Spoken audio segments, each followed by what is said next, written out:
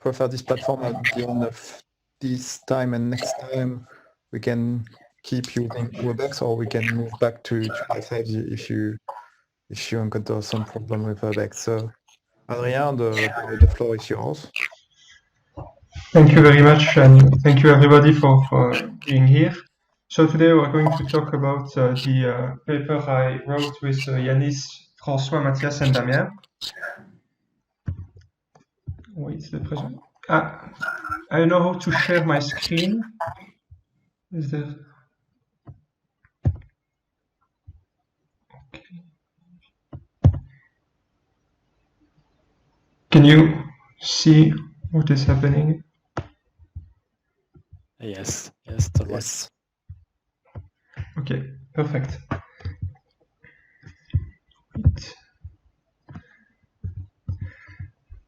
So the idea was to find an optimal environment. So we assume we have a set of candidate of environments which have to be controlled. So this is a quite new problem, if I can say. Not a lot of methods have been proposed, but the state of the art, if I can say, are based on very naive methods like grid search to find the best environment and applying reinforcement learning or any other design for control policy on every grid in the set of environments. But this is quite inefficient, as you can imagine.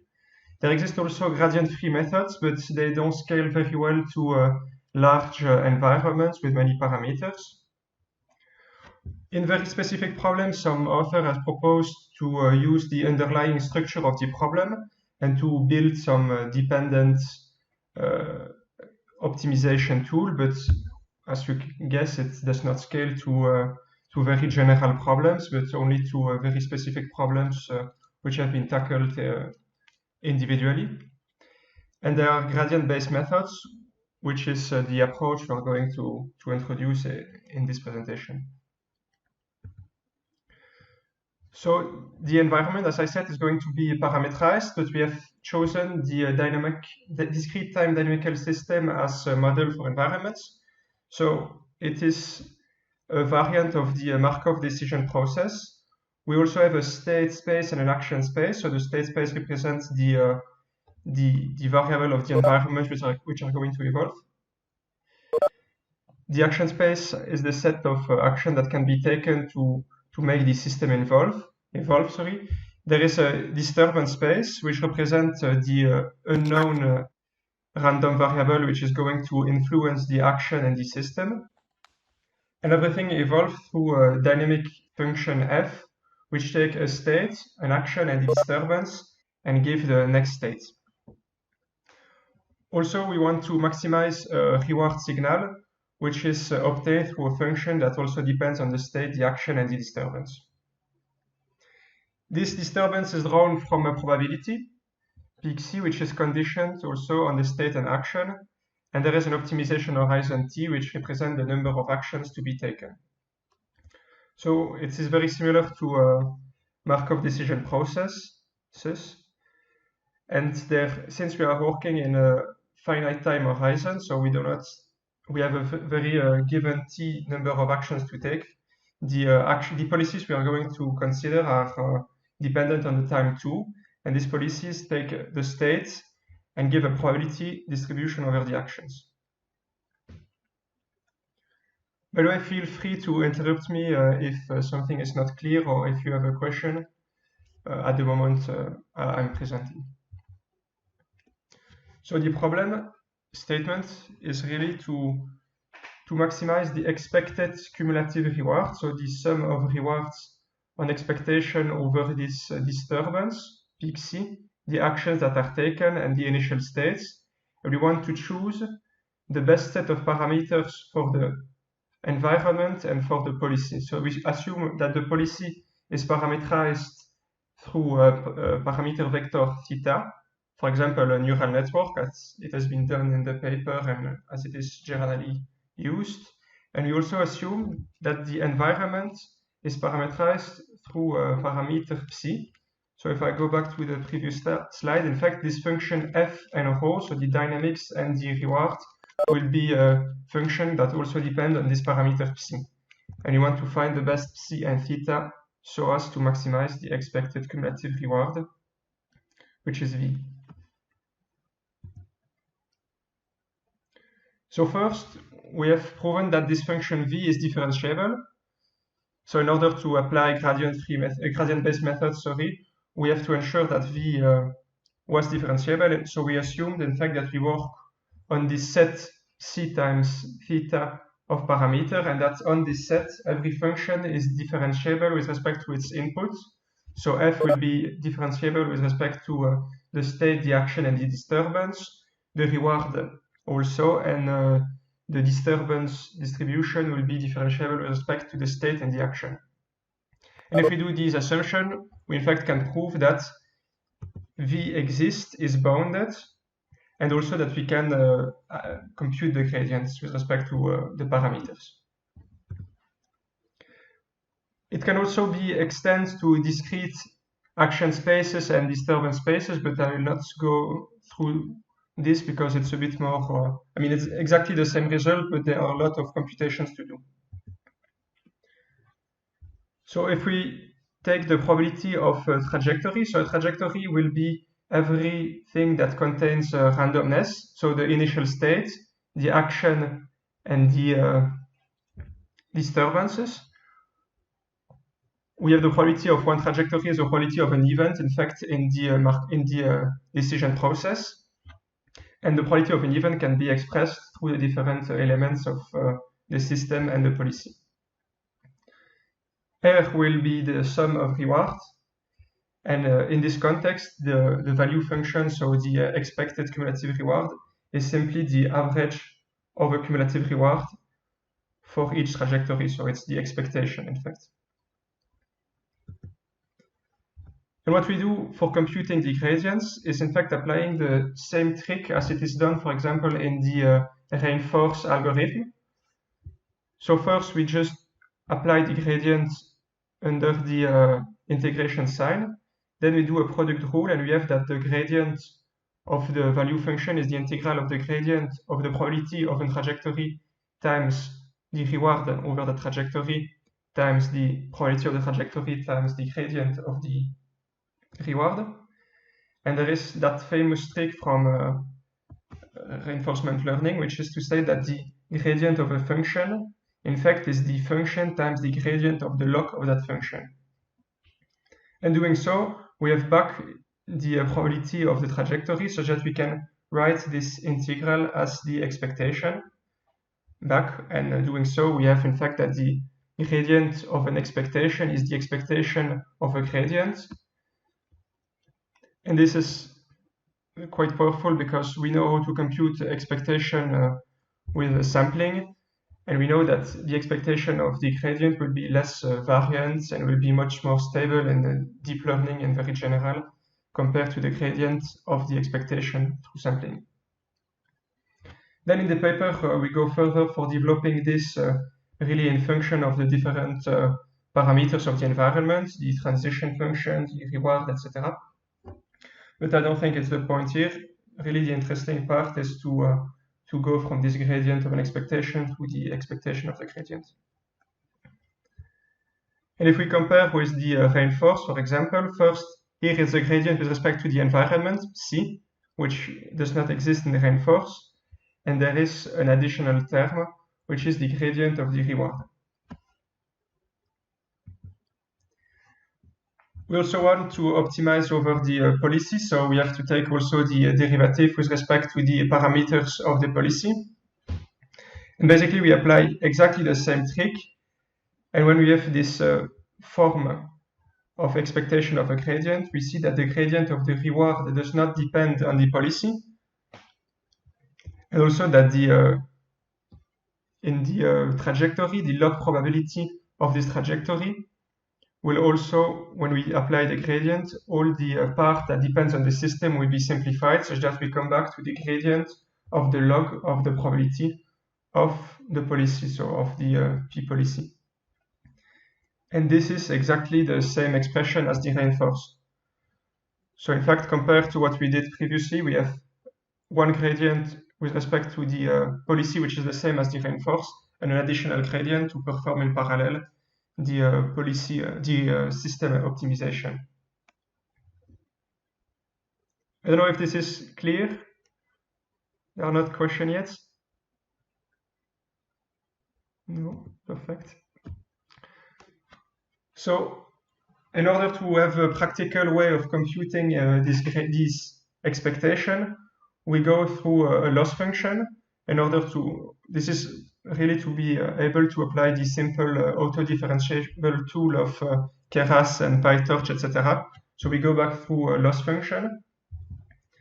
This loss function is the following. So we assume that we have m trajectories sampled from the system, and then we compute this expression, and we state that the gradient with respect to the loss function on average, so on expectation, equals the opposite of the gradient of the cumulative reward as we computed them previously.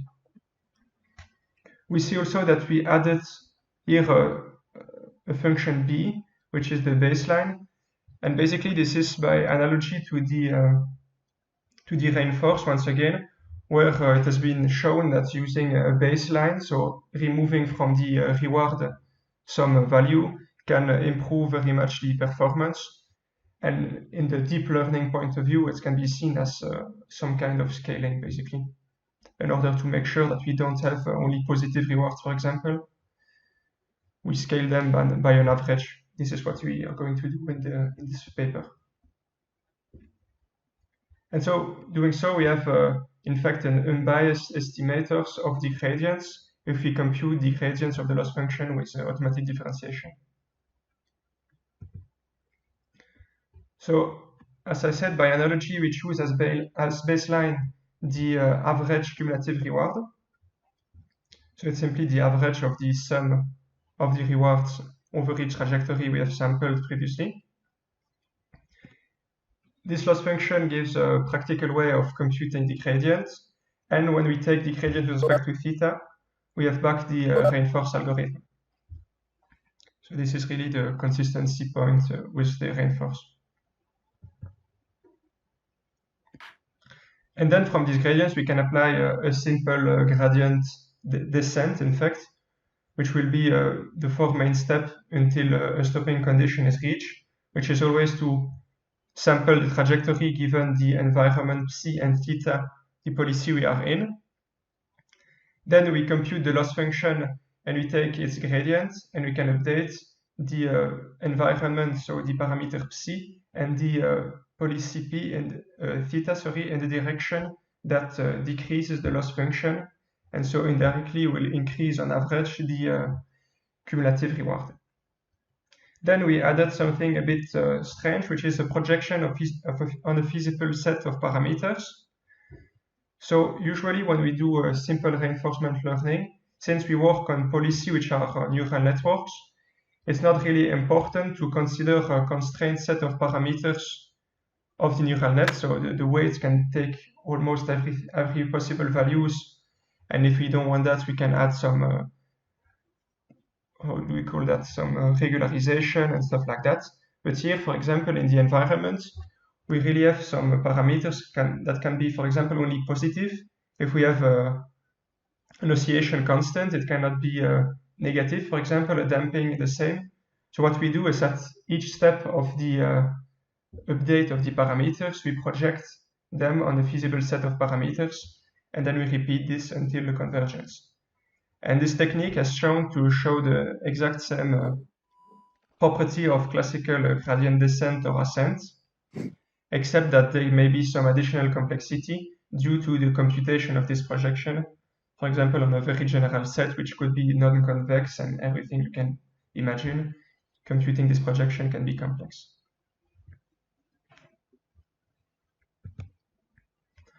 So the first environment we tested on which we tested the algorithm is a simple mass spring damper system. So it's going to be in fact a mass that is connected to a spring and a damper. And what we can do is apply it an acceleration to make it oscillate. And in fine, we want to have this mass as a certain given position by applying some action. So the dynamics are given by this system. I will not do the demo, but it's basically simply applying Newton's law on the system, on the mass. The state space is going to be the position and the speed of the mass at every time step. So we will discretize, of course, the system through different time steps, and at each time step we observe the state, which is the position and the speed. Initially, this position and speed will be drawn in a given interval around the equilibrium position we will consider. We assume we have to take 100 actions on the system, so we have a finite optimization horizon of t equals 100. And the system is under-actuated, meaning that we have only these 5 actions, symmetric, minus 0.3, minus 0.10, and a positive symmetry. And so at each time step, we apply one of these actions, one of these acceleration on the system. And in addition to this action, a normal noise, which is simply a Gaussian distribution, so a Gaussian noise, will be added on that action so as to have some uncertainty on the evolution of the system.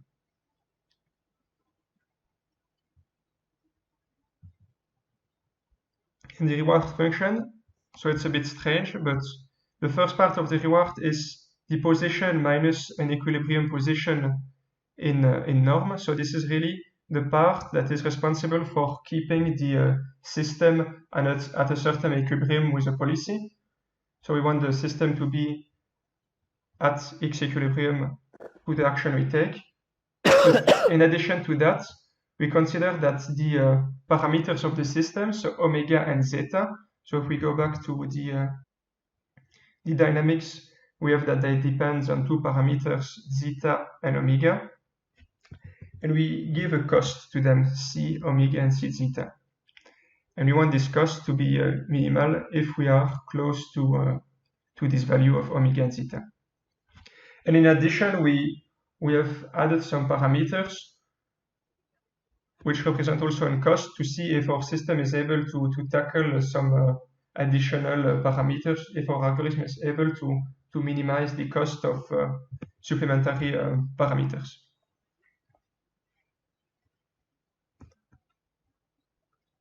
So normally, if we apply our algorithm, our policy should be able to, as I said, minimize this term, and the system will be such that omega and zeta are close to the value with the lowest cost.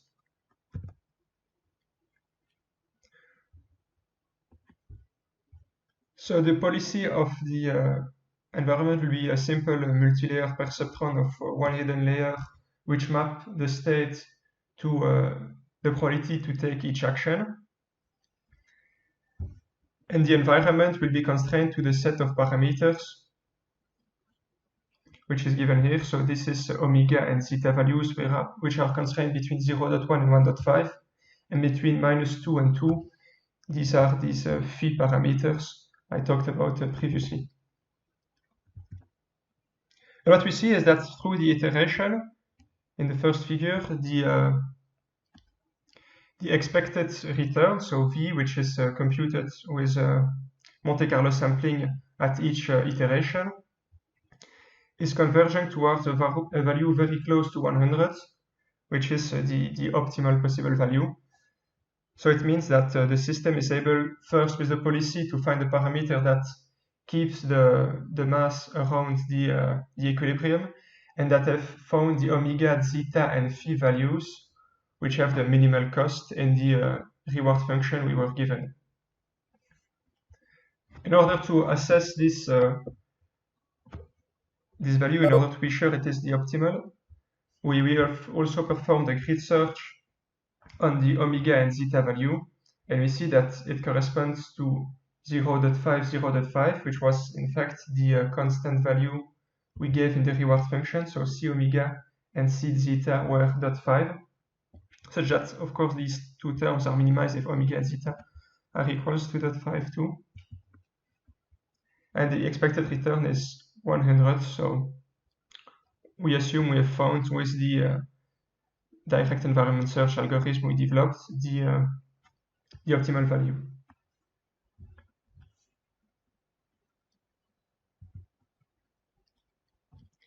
We've also tested a second environment, which was a bit more practical, energy linked, which was the design of microgrid. So basically, an off-grid microgrid is a system where we have PV panels, a battery, and we have a load to supply. And so the PV panels are going to produce energy during the day. And during, for example, midday, the production is very high compared to the electrical load, while in the night we have no production. So we will use a battery to store the PV production in the day and to supply the load when we have no PV production. So without going through the equation of the system, the state is going to be the average consumption and production at each hour of the day, the state of charge of the battery, and the hour of the day. And the actions are to discharge or charge a battery by a certain quantity so as to minimize the difference between production and consumption of electricity. So this is for the policy. And for the environment, we want to choose the PV size and the battery size, so how many PV panels we want to install and how big will be the battery, so as to have a minimized cost on the lifetime of the system, knowing that the more panels we have, the higher the cost, but the more production we have, green production, so the less we will have to buy energy on the market. And for this, and in the same way, a large battery will be able to damp a lot the PV production, but will have a large cost. And the idea is to minimize the total cost of on the lifetime of the system.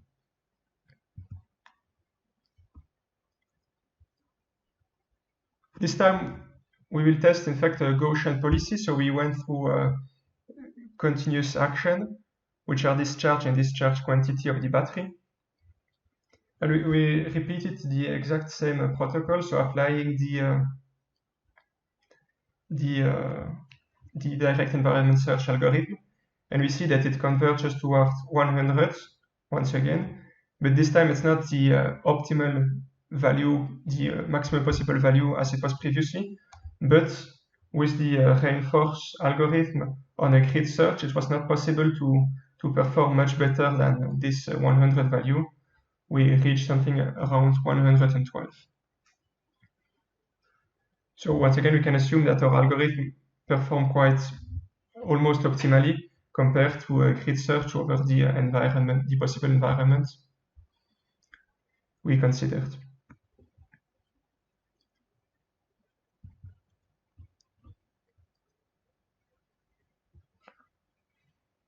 So our method has some advantages, which first are to use gradients to optimize a system and a policy in parallel. And this is, we can just benefit from all the advantage of gradient-based methods, meaning we can tackle large hypothesis space.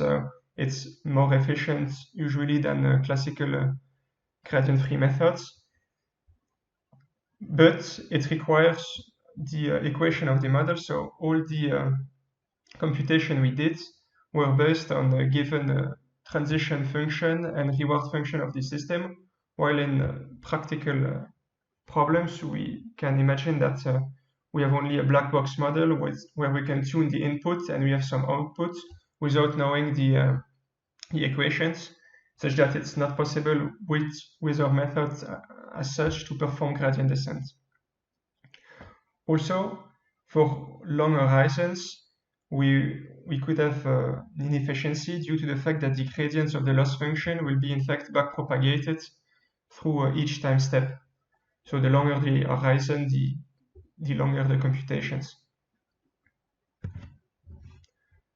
So in further work, we first could extend the algorithm to other reinforcement learning gradients. So in reinforcement learning, the reinforced algorithm on which we based our computation is the most naive and policy search algorithm, if I can say.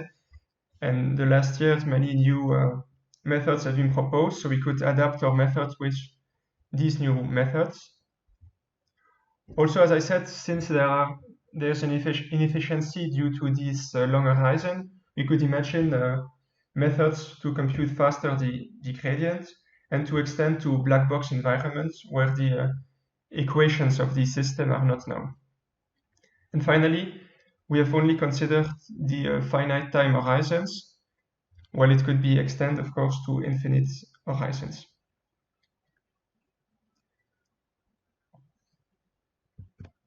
I have no more slides, so if you have questions, feel free to ask them.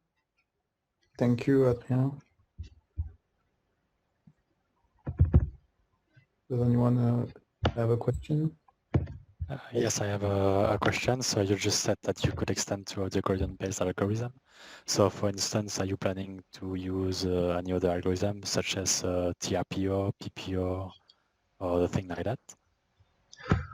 Well, so it could be what I propose is simply that since we have been doing the computation based on the most simple algorithm, we could imagine that by using a more advanced algorithm and mimicking the approach, but based on so to compute the gradient of the policy and the environment, we could probably increase the performance of the algorithm.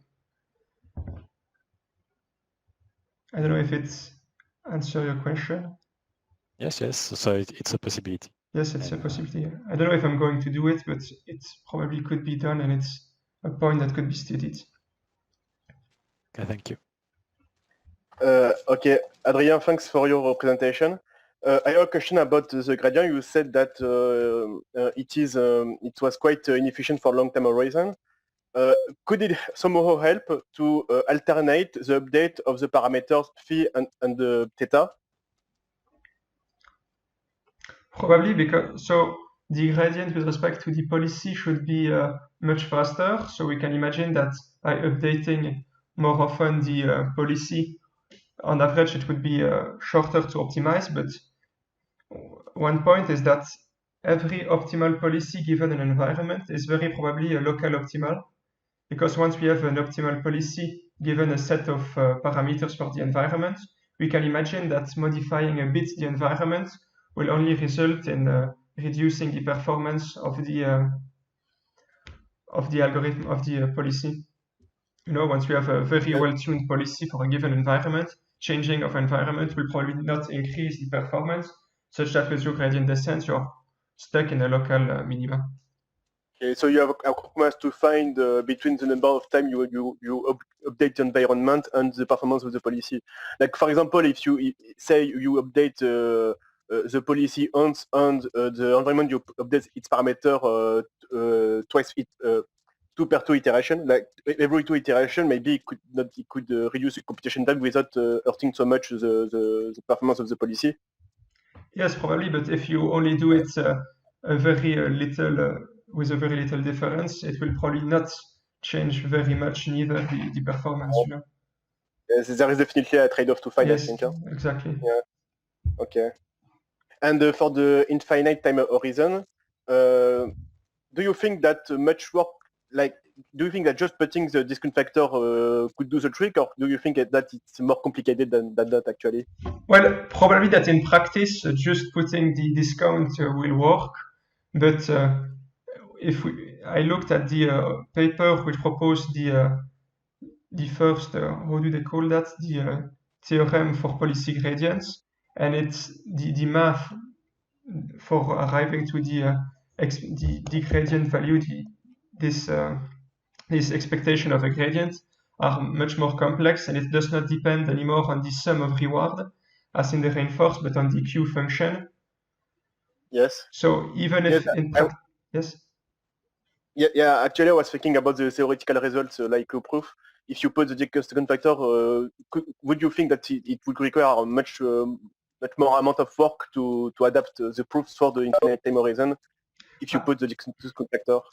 I think so, because I mean I haven't tried it yet, but I looked at the paper which extends basically the reinforced to a general policy gradient theorem, and it does not rely anymore, as it is here, on the sum of reward, but on the Q function.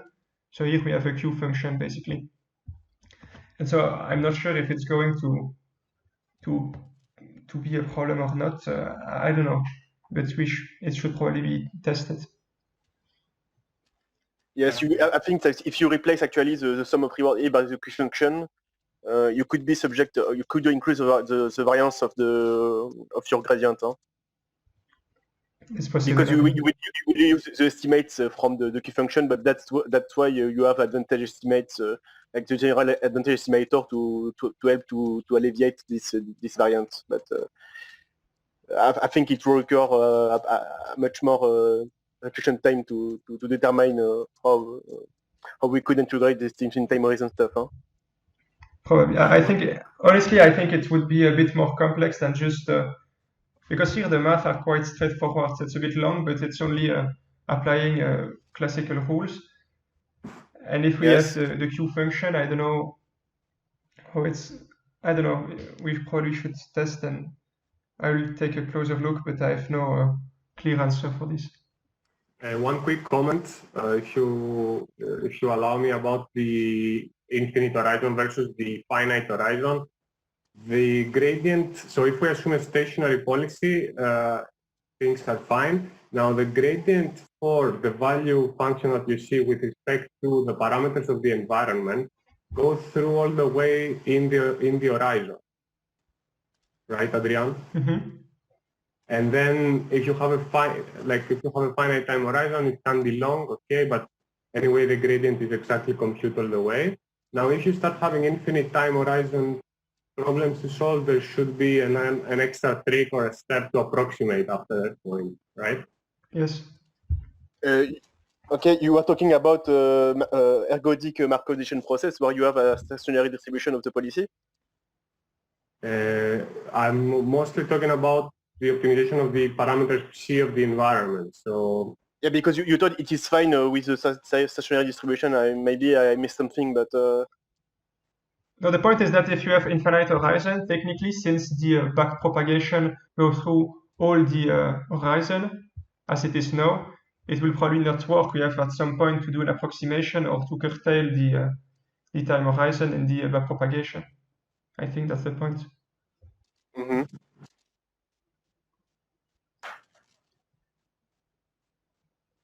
I will have two questions. Yes. So first, I think it's a nice application of what you can do when your simulator is just written in a programming language which enables automatic differentiation. So that's a nice use case. My first question would be about, I think it was some of your results, the very last plot. Yep. This one? Yeah. So you said, I noted that you said it's almost optimal because you were reaching 100 while the optimum within research was about 112, if I remember what you said. Mm-hmm. Yes. But since it's a gradient-based method, at the end of the day, you don't have any guarantee that it's optimal. We just find a local minimum and that's it. Yes, but in fact, since the reward is always a bit something bounded, we can compute an upper bound on the reward, the cumulative reward. For example, here I don't have the equation, but if we go back to this, we have the exponential of something negative. So this is at most 1. So times the horizon, here it was 100. In the next problem, it's 120, sorry. So we know that if we have a reward of 100 in this problem and 120 in the next, we are at the optimal. Quick comment. I'm not sure to see how you can really have guarantees that you will reach the global optimum. You don't have a guarantee that you will reach it, but since we observe that we are very close to it, we can say that it is almost... Okay, on this particular instance of the problem. Yes.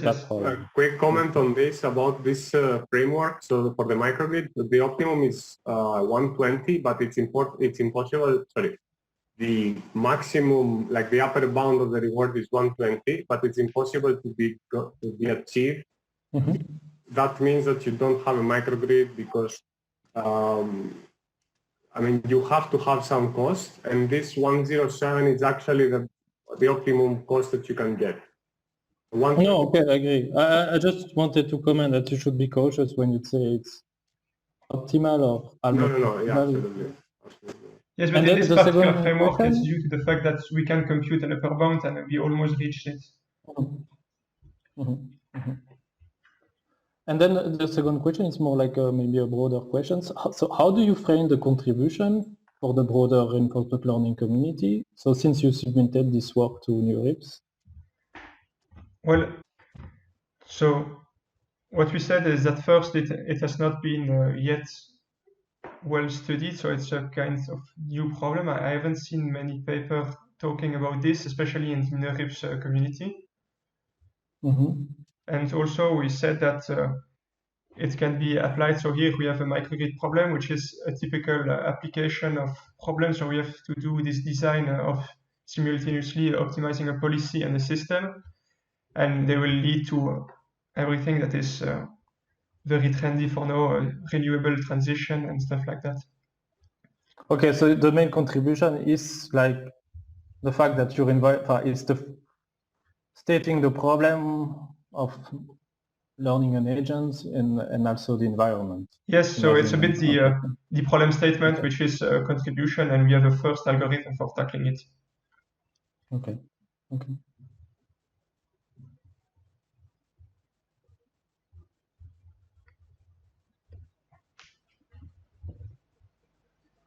Is there any other question?